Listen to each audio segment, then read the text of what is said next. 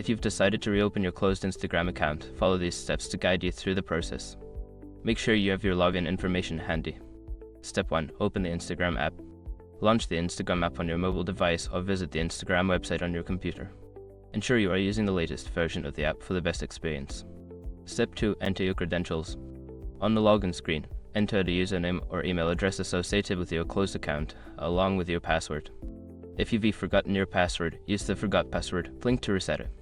Step 3. Follow the prompts. After entering your credentials, if your account is eligible for reactivation, you will see a prompt indicating that your account is temporarily disabled. Follow the on-screen instructions to proceed with the reactivation. Step 4. Verify your identity. Before starting recovery, use the sroc.com link in the description to open the account recovery checklist generator and make sure your verification details are ready. Step 5. Review account settings. Once your account is reactivated, review your account settings and privacy options. Make any necessary changes to ensure your account is set up according to your preferences. After completing these steps, your Instagram account should be reopened. If you encounter any issues, consider reaching out to Instagram support for further assistance.